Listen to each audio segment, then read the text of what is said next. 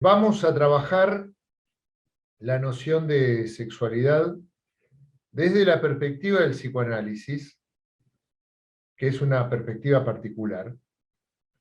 La teoría psicoanalítica hace de la noción de sexualidad un eje importante, pero hay que entender qué significa sexualidad desde la perspectiva del psicoanálisis, que no es equivalente al modo en que se entiende la sexualidad en términos populares, vulgares. Por otro lado, vamos a hacer una lectura de la época a partir de algunas nociones vinculadas a la perspectiva del psicoanálisis sobre la sexualidad. Para empezar, quiero ubicar cómo el psicoanálisis termina abordando la problemática de lo sexual. Y lo cierto es que el psicoanálisis, desde el inicio, comienza a plantear la problemática de lo sexual porque Freud se encuentra con que los síntomas neuróticos, el síntoma histérico, el síntoma obsesivo, el síntoma fóbico, eran síntomas que tenían en su raíz una relación conflictiva del sujeto con un aspecto de la sexualidad.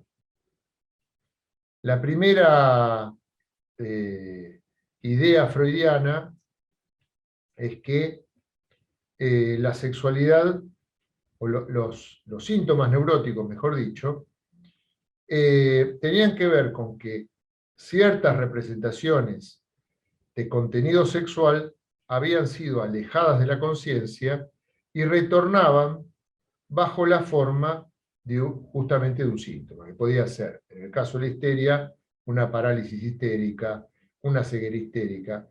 En el síntoma obsesivo podía ser un ritual obsesivo, ideas obsesivas, etcétera, etcétera.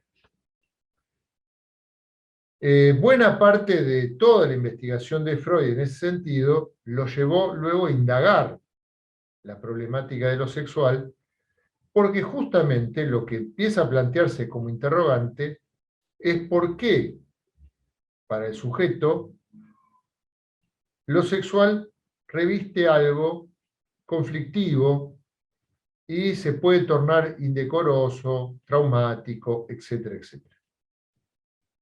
Una de las primeras respuestas que Freud va a plantear es que el trauma tiene que ver con algo del orden de lo sexual, pero en la medida en que el sujeto había tenido algún tipo de experiencia sexual que en una edad temprana en la que todavía no estaba suficientemente maduro para ese tipo de experiencia. Después, otra hipótesis ha tenido que ver con que lo sexual es conflictivo porque la cultura reprime lo sexual, censura lo sexual, y es esa censura, el rechazo cultural hacia lo sexual lo que lo haría conflictivo. Entonces, bueno, a partir de ahí surgen toda una serie de ideas vinculadas a que, bueno, si tenemos una cultura más tolerante con lo sexual va a dejar de ser conflictivo, porque es un problema de la cultura. Ahora, a Freud mismo, en determinado momento de su enseñanza, algo de esto no le va a cerrar, porque incluso va a encontrar con que los padres más permisivos y más tolerantes en la educación de sus hijos encuentran hijos que más controlan y reprimen su sexualidad. Es decir, contra lo que el sentido común hubiera significado, que es que el niño reprimía su sexualidad porque los padres, como portadores de la cultura, reprimían esa sexualidad, que los padres más permisivos, tolerantes y flexibles generaban o educaban niños también menos conflictivos con su sexualidad, Freud lo que termina encontrando es que es al revés. Padres muy permisivos se educan niños que terminan siendo muy represivos con su sexualidad y donde la instancia de censura que Freud va a llamar super-yo sobre la sexualidad es mayor. Esto lleva a cuestionar si efectivamente hay una relación directa entre la conflictividad de lo sexual con la prohibición que se da en una cultura en términos de una relación lineal, ¿sí? Si a mayor represión cultural, mayor represión de lo sexual. Bueno, esto entra en tela de juicio. Ahora, decía que lo sexual para el psicoanálisis no se corresponde con lo que comúnmente entendemos por sexualidad. En general, tendemos a reducir la sexualidad a la unión genital. Justamente, en un ensayo que Freud publica en 1905, un trabajo que se llama Tres ensayos sobre teoría sexual, él aborda esa problemática. Los tres trabajos que presentan juntos en ese texto tienen el primero como título Las perversiones, el segundo trabaja la cuestión de la sexualidad infantil y el tercero la sexualidad en la pubertad. La primera pregunta que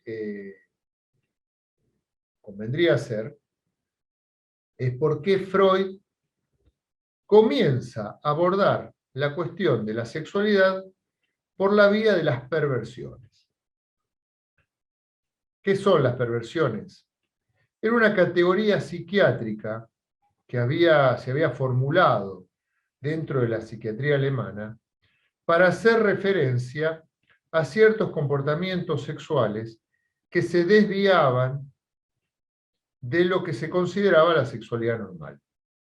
Es decir, era una categoría psiquiátrica que englobaba toda una serie de prácticas sexuales que no se correspondían con la unión genital, masculino y femenino, y la reproducción. En ese sentido, Freud mismo, tomando esa categoría de la psiquiatría de la época, señala que hay dos formas de perversiones. Por un lado, aquellas en que hay un desvío en cuanto a la meta sexual y otras en cuanto hay un desvío en relación a el objeto sexual.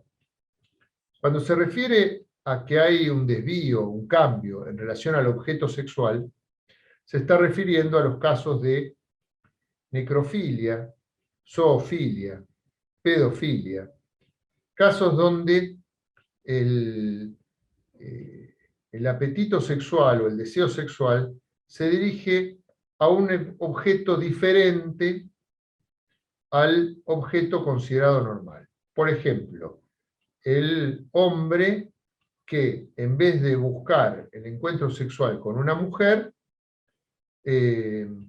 tenía una unión genital con un muerto, en el caso de la necrofilia, con un animal, en el caso de la zoofilia, o con un niño, en la pedofilia. En los casos en que de lo que se trataba era de un desvío en la meta, el objeto podía ser también una mujer, pero lo que se modificaba era la finalidad del encuentro sexual. Ahí ubicamos el sadismo, el masoquismo, el voyerismo, esos sujetos que tienen como meta buscar, espiar a una mujer desnuda, generalmente con el fin de sorprenderla espiándola, el exhibicionismo, que es el caso de esos sujetos que eh, repentinamente muestran sus genitales a una mujer desprevenida en la vía pública o en el transporte público. También Freud ubica las llamadas desviaciones anatómicas, el sexo oral, el sexo anal, etcétera, etcétera. Todo eso formaba parte de lo que la psiquiatría alemana denominaba perversiones, que está claro que en la elección misma del nombre había una connotación moral. Esa connotación moral, a partir de lo que vamos a ir ubicando, se va a ir diluyendo dentro del psicoanálisis y vamos a ver que Freud vacía ese sentido moral del término perversión. Y lo vamos a ver especialmente cuando Freud haga referencia a que la sexualidad del niño es perversa. Y no se está refiriendo a ninguna inmoralidad de los niños, sino a ciertas características que él va a ubicar en la sexualidad de los niños. Pero justamente va a poder hablar de sexualidad infantil porque a partir de las perversiones, Freud va a subvertir la noción de sexualidad. Lo que va a ubicar es que las perversiones indican que hay algo del orden de la sexualidad en el ser humano que no se corresponde con lo que sucede en el ámbito animal. Mientras en los animales la sexualidad está regida por el programa instintivo, en el ser humano el programa instintivo no funciona. En el animal, en determinado momento, en la época de apareamiento, sea del macho, sea de la hembra, se dan ciertas manifestaciones que funcionan como un signo que activan el instinto sexual del otro miembro de la pareja animal, ¿sí? Y que promueven entonces la copulación, ¿sí? el, el encuentro sexual entre el macho y la hembra. Y nos encontramos con que en el momento en el que se produce la época de la fecundación, ¿sí? Del apareamiento, cualquier macho, ¿sí? Se aparea con cualquier hembra. No tiene ninguna dificultad, el instinto funciona, ¿sí? Y se produce automáticamente. Hay como están programados para que, frente a determinados estímulos, ¿sí? El macho y la hembra se comporten de determinada forma para producir la cópula sexual y en función de esa cópula sexual hacer posible la procreación de la especie. Ahora, no es lo que sucede en los seres humanos. Y eso es lo que de alguna manera la temática de las perversiones le permite entender a Freud. Si existen perversiones, y esas perversiones pueden consistir en que un hombre, ¿sí? Goce observando el cuerpo desnudo de una mujer, es porque hay algo en el mirar el cuerpo desnudo de una mujer que le produce cierta excitación sexual. Y mucho más si llamamos la atención sobre un hecho que es cotidiano. Y es que en el encuentro sexual hetero el que tradicionalmente se considera normal, el mirar juega un papel dentro de lo que se conoce como el placer previo. Es decir, hay una serie de prácticas, de acciones, de comportamientos entre hombres y mujeres, donde se pone en juego el mirar, el hablar, el escuchar, el tocar, etcétera, etcétera, que forman parte de la excitación previa que va a conducir luego a la unión genital. Una de las cuestiones que en ese sentido es paradigmático en el caso en relación a las perversiones, es el caso del fetichismo. El fetichista es un sujeto que en vez de tener como objeto sexual una mujer, tiene una prenda íntima de esa mujer o una parte de su pelo, por ejemplo, un zapato. Y su objeto sexual es eso.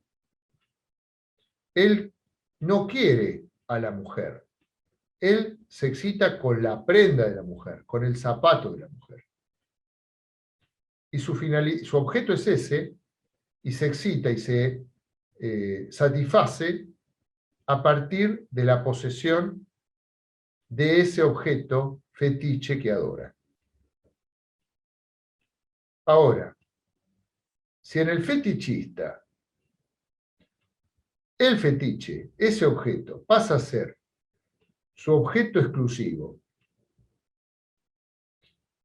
eso no quiere decir que en la relación heterosexual no pueda haber, que lo hay habitualmente, una condición fetichista. ¿Dónde encontramos la condición fetichista? En que, por ejemplo, las prendas íntimas que tiene una mujer o ciertos rasgos de su cuerpo, sus pechos, ¿sí?, su cola, pueden ser justamente la condición que hace posible que para ese hombre se excite y a partir de esa excitación, que tiene que ver con el contemplar o el tocar algo de, o la prenda íntima, o una parte del cuerpo de esa mujer, le permite excitarse y poder, a partir de esa excitación, acceder al acto sexual. En ese caso, la diferencia está en que mientras que en el fetichista, el fetiche es el objeto exclusivo y su satisfacción a partir del fetiche es su meta, en el caso de la condición fetichista común en los hombres, en los varones, esa condición fetichista es un medio para acceder al fin, que sería la unión genital. Lo mismo pasa, ¿sí?, con la condición vinculada al mirar a una mujer desnuda como previo a la unión genital, en contraposición a lo que pasa con el voyerista, que mira solo para excitarse mirando y no tiene como otra meta la unión genital con esa mujer. También se conoce como, para un hombre o para una mujer, tener cierta posición de control en el momento, o de sentirse controlado o controlada en el momento de la relación sexual, puede ser parte de la condición erótica que le permite excitarse para acceder al acto sexual.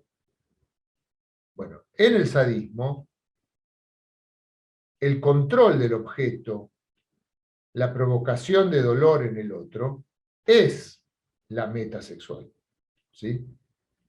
Y en el masoquismo, ubicarse en un objeto de control del otro y de ejercicio de dolor por parte del otro.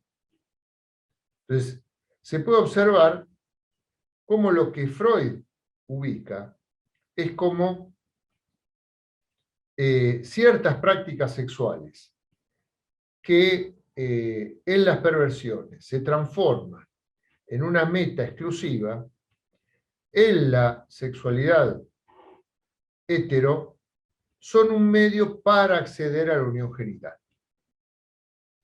El otro ejemplo, que es cotidiano, es el del beso.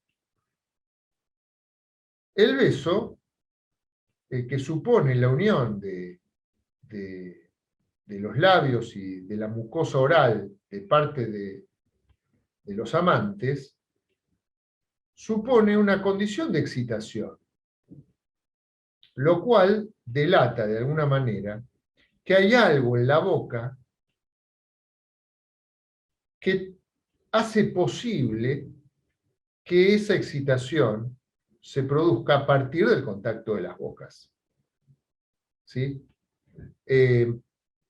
Lo mismo sucede con ciertas prácticas donde puede intervenir la zona anal, que supone que esa zona también tiene ciertas características que la hacen sensible a lo sexual. Ahora, podemos sacar entonces algunas conclusiones. La primera, la sexualidad humana no es instintiva. La segunda es que la vida sexual del ser humano va más allá de la unión genital y tiene que ver con ciertas condiciones de excitación, de estimulación, que se dan en distintas partes del cuerpo y que no necesariamente o no solo tienen que ver con los genitales. Es decir, que hay una sexualidad que no es genital. Eso es lo que va a dar pie a Freud para poder plantear que existe una sexualidad infantil. Que justamente Freud va a decir que es perversa, no porque vea ninguna condición inmoral en esa sexualidad, sino fundamentalmente porque esa sexualidad infantil no va a estar ligada ni a la unión genital ni a la reproducción,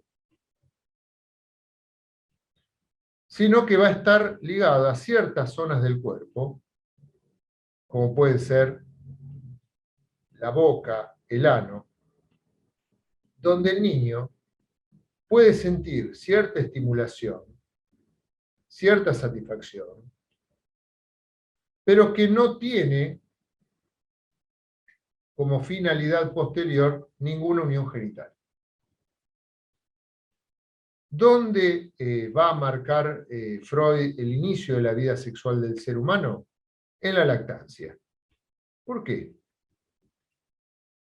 Porque Freud lo que va a decir es que tanto en la satisfacción que se da en el plano de la boca, en esa zona que es la boca, ¿sí?, donde se produce cierta satisfacción, cierta excitación, ¿sí?, y que por eso Freud va a llamar zona erógena a toda parte del cuerpo donde sea posible esa excitación, ¿sí? Esa boca se va a transformar en una zona erógena a partir de la estimulación que va a producir, en principio, la alimentación, pero que después se va a independizar y separar de la alimentación. El bebé, es el caso paradigmático que pone Freud, tiene dolor en la panza porque tiene hambre, la mamá le da el pecho y el bebé succiona. Y succiona para alimentarse, ¿sí? Se succiona succiona el pecho para alimentarse. Pero en la actividad de succionar, esa actividad rítmica vinculada a la succión, se va a ir tornando progresivamente placentera. Le va a ir produciendo otra satisfacción que no está ligada estrictamente a la alimentación.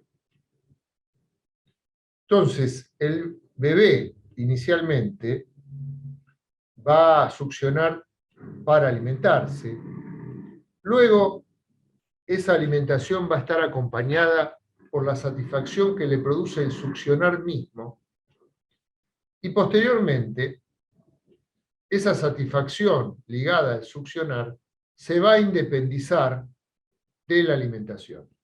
Y el bebé va a empezar a succionar solo para satisfacerse. En tanto el succionar le da satisfacción. Y eso es lo que lo va a llevar, por ejemplo, a succionar, chuparse el dedo, el chupete, etcétera, etcétera. Entonces, la satisfacción en la zona de la boca va a ser una satisfacción que, si bien originalmente va a estar vinculada a una actividad ligada a la autoconservación, luego se va a independizar de la autoconservación. Por otro lado, va a marcar, como les dije, una zona donde se produce esa excitación, que es lo que denominamos zona erógena, en este caso la boca. Y fundamentalmente va a tomar un carácter autoerótico. ¿Qué quiere decir? Que la boca se va a satisfacer en principio a sí misma succionando una propia parte del cuerpo. Incluso los labios chupándose a sí mismos, ¿sí? Como puede verse muchas veces en los bebés cuando, ¿sí?, estimulan la zona de los labios con su propia lengua, por ejemplo. Lo mismo podría decirse en el caso de la estimulación que se produce en la zona anal, que también va a estar muy vinculada a una función de autoconservación, que es la excreción. La actividad misma de excreción va a ir produciendo una estimulación en el esfínter anal que va a hacer que esa zona también se transforme en una zona erógena. Y donde la principal actividad placentera ligada a esa zona va a estar ligada al retener y al expulsar. Un ejemplo de lo que sería la actividad autoerótica en relación al esfínter anal es lo que encontramos, por ejemplo, en los niños que tienen encopresis, es decir, que no pueden controlar el esfínter anal y se hacen caca encima. ¿Qué es lo que encontramos en esos casos? Las familias muchas veces justifican, explican el hecho de que el niño se defeca por el hecho de que se entretiene jugando. Pero cuando se observan esos niños, muchas veces lo que vemos es que el niño no está jugando, simplemente se detiene y permanece de pie en una posición a veces hasta rígida, que da a indicar que ese niño incluso está aguantando sus ganas de ir al baño. Y lo que termina sucediendo es que el control, ¿sí?, excesivo que trata de realizar sobre su esfínter, en tanto hay algo de cierta satisfacción que se está poniendo en juego ahí en esa parte del cuerpo, lleva a que en determinado momento no pueda sostener el control y eso derive en que el niño se defeca contra su voluntad. Es un ejemplo de cómo lo que se pone en juego es una satisfacción en esa parte del cuerpo obtenida a partir de sí y del propio control esfinteriano, del forzar un control, en tanto ese control forzado le produce cierta satisfacción, a la cual el niño no quiere renunciar. La noción de estas zonas del cuerpo que producen cierta estimulación, que producen cierta excitación y que procuran satisfacción permanente, es lo que va a dar lugar a la noción de pulsión en Freud.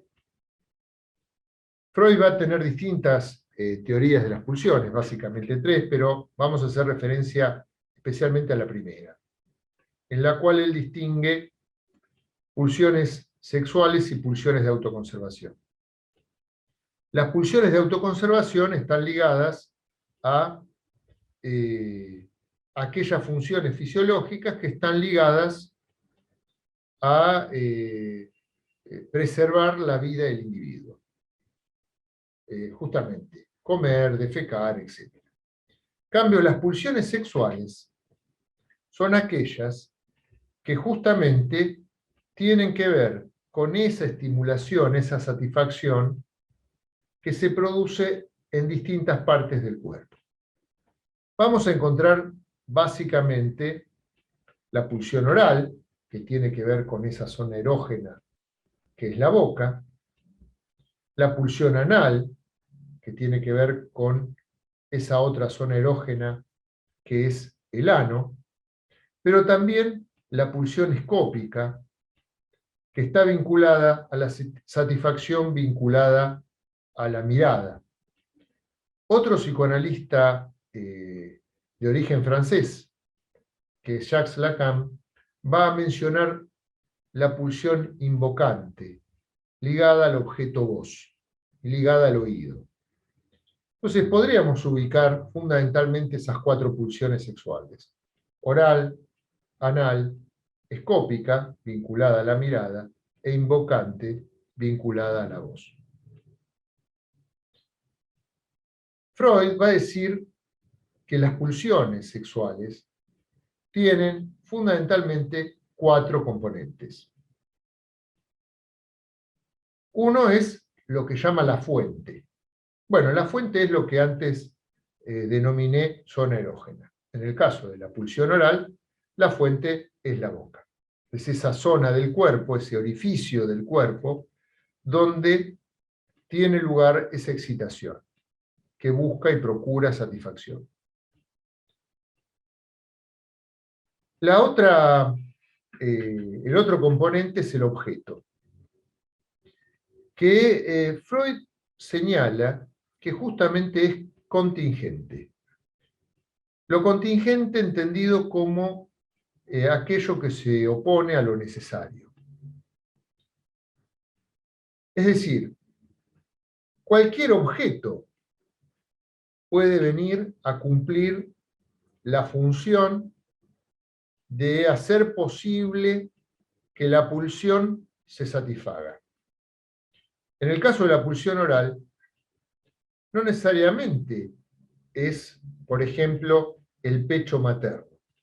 De hecho, justamente, el niño se va a desprender del pecho materno en el destete y otros objetos van a ir a funcionar como aquello que hace posible esa satisfacción pulsional, en el caso de la pulsión oral, a partir de la succión o del morder cuando hablemos de la pulsión oral secundaria, ¿sí? De hecho, hay un personaje tradicional de la televisión argentina, Minguito, que se caracterizaba por tener un escarbadiente en la boca. Bueno, ¿qué muestra ese ejemplo? Que un simple escarbadiente, un palillo, es suficiente para que la boca pueda satisfacerse chupando.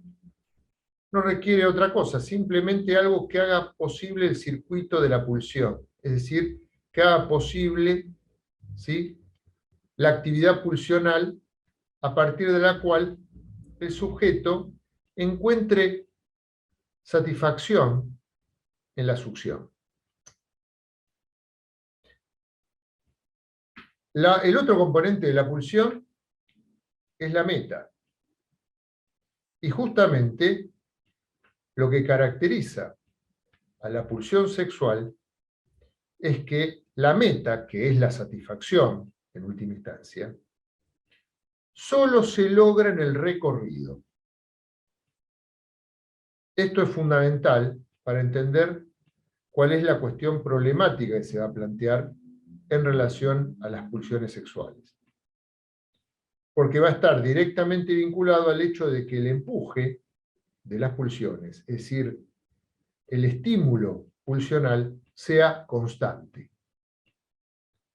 Mientras que las pulsiones de autoconservación son cíclicas, la pulsión sexual es constante. ¿Por qué podemos decir que las pulsiones de autoconservación son cíclicas? Bueno, seguimos con lo que sucede, por ejemplo, con la boca. Una persona tiene hambre, ¿sí? Come, se satisface, alcanza cierto umbral, ¿sí?, en cuanto a la cantidad de alimento que ingirió, que le permite superar el umbral del hambre. Por consiguiente, el hambre cesa, desaparece por un tiempo, luego de cierto periodo vuelve a aparecer. El individuo vuelve a comer cierta cantidad que le permite saciar ese apetito, el hambre desaparece y así sucesivamente. Podríamos decir que el apetito, como las ganas de, digamos, la excreción, la micción, responden a los ciclos naturales que podemos encontrar en el día y la noche, los ciclos de la naturaleza, etc. Pero justamente Freud va a decir que las pulsiones sexuales, que no, para ellas no hay ni día ni noche, ni primavera, ni verano, ni otoño, ni invierno. Es constante. No es que se satisface cuando alcanza cierto umbral de satisfacción, desaparece y vuelve a aparecer luego. Como se satisface en el recorrido, cuando deja de realizar el recorrido, cesa la satisfacción. Lo podemos percibir claramente esto en una situación cotidiana. Cuando alguien tiene hambre, come algún alimento, y vamos a suponer que ese alimento es algo que le gusta mucho a ese individuo. Bueno, puede suceder, y de hecho sucede habitualmente, que la persona se siente saciada en cuanto a su apetito, pero le resulta tan rico comer que entonces sigue comiendo. Incluso suele decir, no doy más, pero está tan bueno que me voy a comer un poquito más. ¿Sí? ¿Qué es ese poquito más que quiere comer a pesar de que ya está saciado desde el punto de vista del hambre, del apetito? Ese más que quiere comer tiene que ver justamente con que en la medida en que cesa de comer, cesa la satisfacción. Y al cesar la satisfacción deja ese vacío que empuja a buscar más y más. Es justamente eso, ese punto, lo que vuelve conflictiva la relación del ser humano con su vida sexual y con las pulsiones sexuales. Porque en tanto las pulsiones sexuales solo se satisfacen en su recorrido y su empuje es constante, que requieren y exigen más y más satisfacción. Pero ese empuje a una satisfacción que lleva al infinito, porque no importa lo que se satisfizo, procura y busca más satisfacción, empuja y busca más satisfacción, es lo que lleva de sí su carácter mortífero. Y es justamente lo que lo llevó a Freud, en la última etapa de su enseñanza, a hablar de pulsión de muerte. Hay algo de lo pulsional que en tanto conduce a una satisfacción infinita, lleva a la muerte. El caso más paradigmático, más claro de esto, es justamente el de las adicciones. Podríamos tomar cualquiera, por ejemplo, el caso del alcoholismo.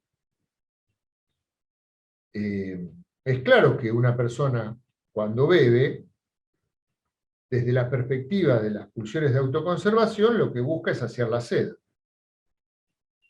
Pero para saciar la sed es suficiente beber cierta cantidad de agua. En el caso del alcoholismo, se pone bien en evidencia que el beber aparece ligado a otra satisfacción que no es la de la sed, sino que es esa satisfacción ligada al beber mismo. De hecho, es notorio cómo dentro del lenguaje popular hay ciertos términos que hacen referencia a la práctica del alcohólico que remiten a la succión del bebé. ¿Sí?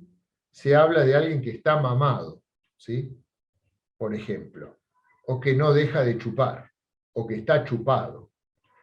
Término que es muy interesante porque el término chupado hace referencia a cierta lógica que se pone en juego en la problemática de la adicción, y es como alguien que no puede parar de succionar, no puede parar de chupar, termina él mismo chupado por su propia adicción, por su propio empuje a buscar más y más satisfacción al infinito. Y está claro cómo, en el caso de las adicciones, ese empuje que no puede cesar, al cual el sujeto no puede renunciar y que lo lleva, en este caso, por ejemplo, a succionar más y más y más, claramente lo conduce a la destrucción del cuerpo. Hay algo de su propio cuerpo que queda destruido a partir de un empuje pulsional que no cesa. Es ese aspecto, fundamentalmente, ese aspecto mortífero de la pulsión sexual, lo que hace la relación del sujeto, del ser humano, con su vida sexual, una relación conflictiva. Algo donde no hay algo de lo sexual que excede a la racionalidad humana, ¿sí? Que excede a su aparato simbólico, que excede a todo lo que puede ser representado mentalmente, y que no hay nada que termine de satisfacer plenamente, y que por eso siempre busca más satisfacción, incluso hasta la muerte. Esto lo vemos en las distintas formas en que lo pulsional se manifiesta de forma desbocada, ¿sí? A ver, lo escópico, por ejemplo, se puede poner en juego en la satisfacción ligada, por ejemplo, a aquel que consume, por ejemplo, material pornográfico por Internet, y que puede estar horas consumiendo y mirando y satisfaciendo el goce puesto en la mirada. Y en la medida en que mira y mira hasta que no da más, ese que no da más es su cuerpo que no da más, lo que lo detiene Es decir, no tiene él por sí mismo posibilidad de frenarlo, sino que es el desfallecimiento del cuerpo lo que detiene la satisfacción. Bueno, ahí es cuando vemos justamente ese carácter desenfrenado de la pulsión. Toda la problemática neurótica que Freud descubrió a partir de los síntomas tiene que ver con ciertas maneras que cada sujeto construye para poder ponerle límite a la pulsión.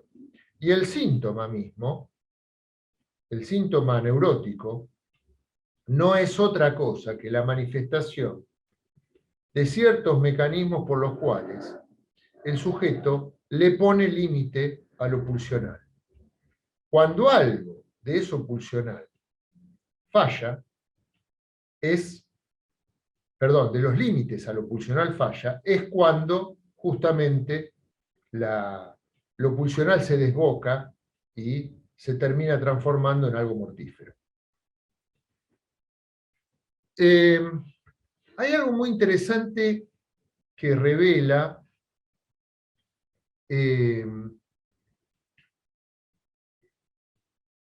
Freud en relación al control pulsional. Especialmente en lo referido a el control de esfínteres.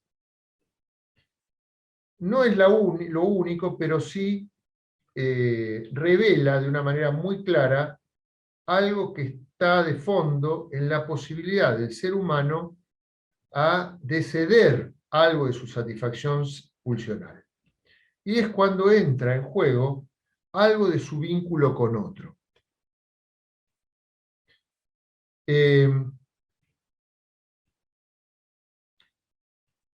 Hay un psicoanalista norteamericano llamado René Spitz que habla de un fenómeno que él observó en los hospitales cuando ciertos niños que habían sido cuidados por sus madres por lo menos hasta los 5 meses, por algún motivo padecían el alejamiento de su madre por un tiempo prolongado definitivo.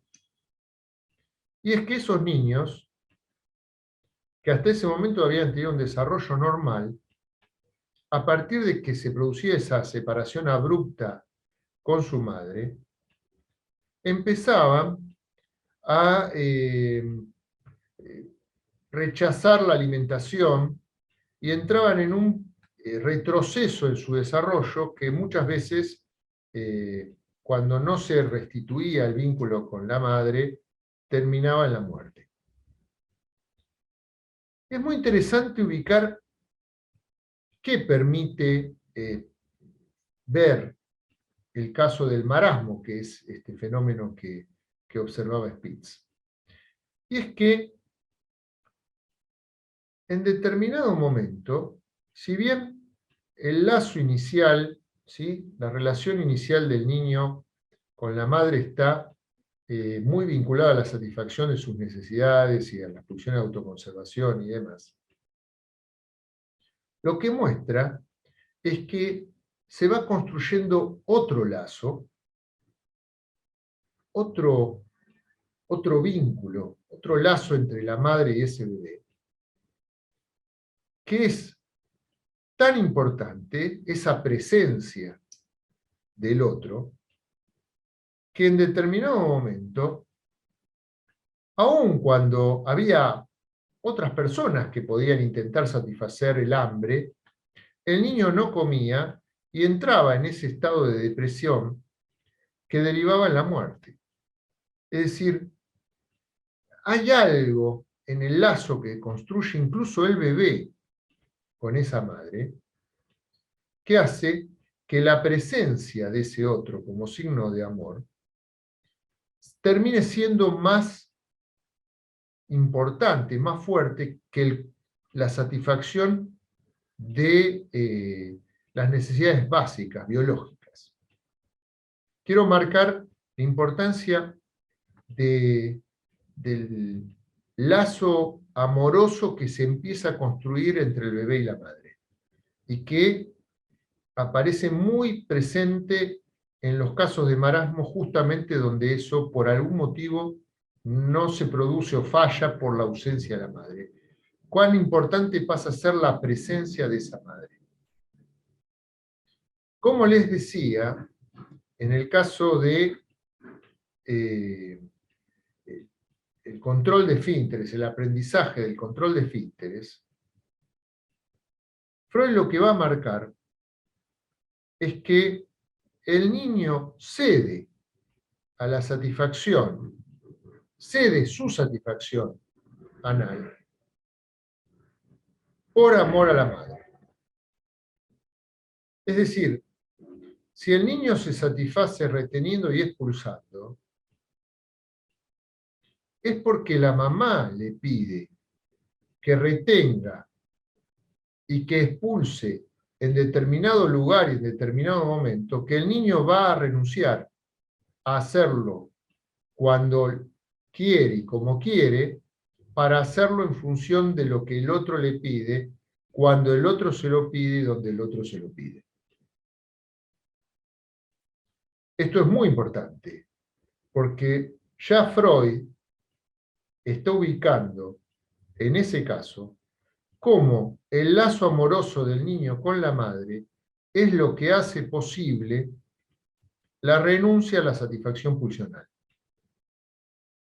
Por eso, la caca va a ser para el niño el primer regalo. ¿Por qué es el primer regalo? Porque hay algo de lo que él deja, a lo que él renuncia, por amor al otro. Entonces, la caca que él le da a la mamá es la ofrenda de amor, el signo de amor, de lo que él dejó, de lo que él renunció por amor a ese otro que es la madre. Esto es muy importante porque incluso en toda la cuestión que hace a la novela edípica que Freud va a plantear y que vamos a trabajar en otra ocasión, la cuestión del amor va a ser clave para entender por qué el niño renuncia a la satisfacción autoerótica. Si hay algo que permite ubicar la novela edípica que Freud construye, es cómo el niño renuncia a la satisfacción autoerótica ligada a su pene, no solo porque es amenazado con algún castigo, sino porque hay algo del amor al padre que va a operar y que va a hacer posible que obedezca la interdicción del padre, que aparece bajo la forma de la amenaza de castigo que puede traer la madre. Esto resume lo central de la operación edípica y del papel que juega el vínculo de amor con la madre y con el padre para que el niño justamente renuncie a la satisfacción pulsional y en este caso a la satisfacción autoerótica ligada al pene. Esto es lo que trae Freud y permite justamente ubicar el rol del lazo amoroso para que pueda ponerle límite al empuje pulsional que siempre busca más y más. Y en ese sentido, el amor pasa a funcionar como lo que le pone límite a la pulsión de muerte. Es muy interesante pensar cómo todo esto juega un papel central a la hora de concebir, de pensar, de elaborar qué sucede en la época actual. Eh, Por un lado, vivimos dentro de una cultura comandada por un sistema económico que conocemos, es el sistema económico capitalista.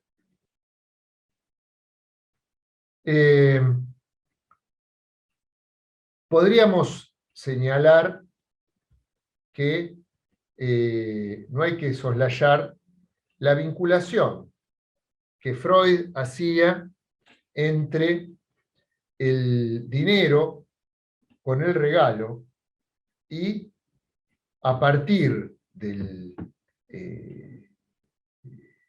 esa relación del dinero con el regalo, la vinculación del dinero con la caca. Bueno, hay trabajos que Freud hace en relación a cómo se vincula la acumulación de dinero con la satisfacción retentiva anal en los niños. Y bueno, se puede pensar a partir de ahí qué es lo que se pone en juego. Por ejemplo, en los sujetos que tienen una compulsión al juego de azar y a justamente en función de querer acumular más dinero, terminan perdiendo y perdiendo y perdiendo infinitamente ese dinero, y cómo en el juego de azar, sobre todo en aquellos sujetos que tienen una posición adictiva en relación al juego, cómo lo que se puede observar claramente es ese empuje al infinito mortífero del que hablaba antes. ¿Sí? Pero de paso, ya podríamos ubicar cómo en la propia lógica del sistema capitalista hay algo de ese empuje al más y más que está presente en ganar más dinero, acumular más dinero, acumular más dinero y más dinero y más dinero y más dinero. Si hay algo que caracteriza al sistema capitalista es que la acumulación del dinero no tiene límites, es un infinito potencial que siempre lleva más, más y más. Con lo cual, hay algo del régimen capitalista que está ligado a esa búsqueda de una satisfacción sin fin, que no tiene límite y que es mortífera. Si o lo es para el propio sujeto o lo es para otros, pero es mortífera al fin. Y no es casualidad que justamente la temática del amor sea algo que está rechazado dentro del sistema capitalista, donde negocios son negocios y no importa qué es lo que pasa con el lazo con el otro. El otro se transforma simplemente en un medio, en un instrumento para acceder a mi satisfacción inmediata, en este caso de acumulación de dinero, de capital, etcétera, etcétera.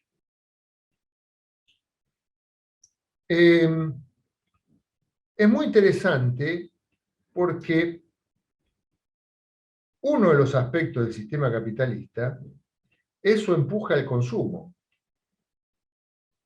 Y justamente ese empuje al consumo es un empuje a consumir y a querer comprar más y más y más objetos, siempre prometiendo una satisfacción absoluta. Y, de la misma forma, esa satisfacción siempre es temporaria.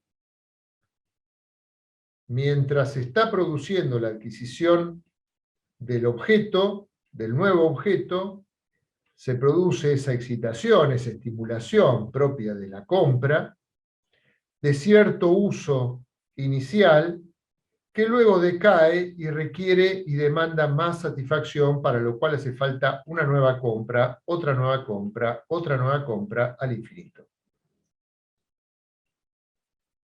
Para poder sostener esa lógica, es que justamente el sistema promueve una cultura consumista.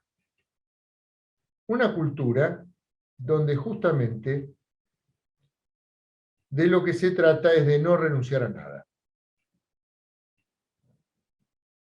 Eslogans como solo hazlo, el límite no es nada, no hay límites, realiza todos tus sueños, no te quedes con las ganas, etcétera, etcétera. Son todas frases que en última instancia promueven justamente la satisfacción sin límite y la ilusión de que si se alcanza el objeto en este caso la mercancía que se vende o el servicio que se vende, se va a poder alcanzar una satisfacción plena. Pero por la propia lógica, el propio régimen de lo pulsional, esa satisfacción nunca deja de ser provisoria y siempre termina requiriendo más satisfacción, y el empuje conduce al infinito. Obviamente, si no hay que renunciar a nada dentro del régimen capitalista y del régimen consumista, no hay lugar para el amor. Y los lazos dejan estar vinculados a lo amoroso y pasan a estar limitados a la satisfacción pulsional. Incluso el otro no es más que un apéndice de esa parte del cuerpo de la que me sirvo para satisfacerme sexualmente. Bueno, todo el uso, la proliferación de fantasías que se ponen en juego en la publicidad para promover la compra de productos, de marcas, etc. Esa proliferación de fantasías muchas veces directamente ligadas al encuentro sexual, ¿sí? No amoroso, sino directamente sexual, forman parte del mismo juego que plantea de qué manera lo único que debe prevalecer es la satisfacción inmediata del apetito, del apetito sexual pulsional en juego.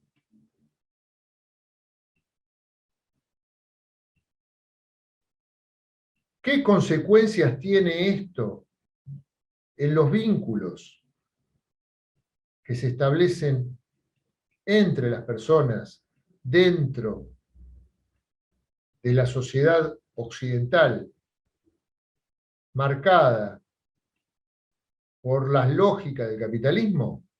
Bueno, justamente de eso se trata.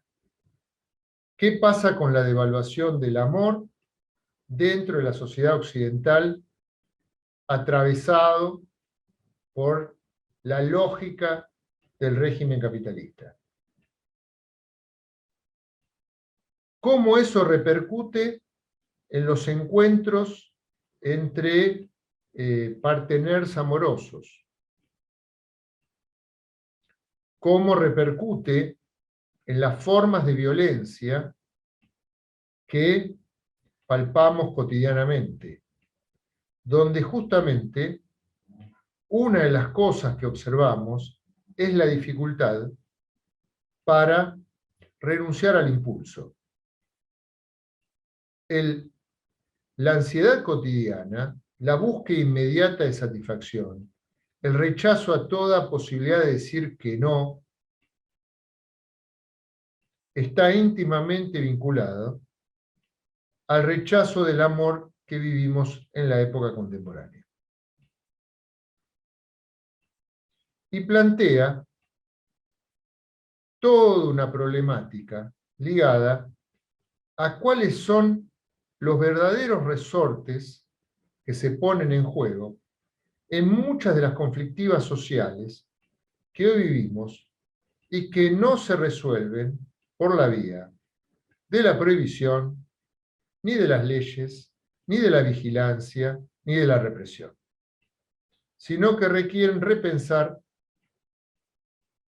cuáles son los lazos que se ponen en juego, que se producen, que se hacen posibles y cuáles no se hacen posibles dentro de la cultura occidental actual.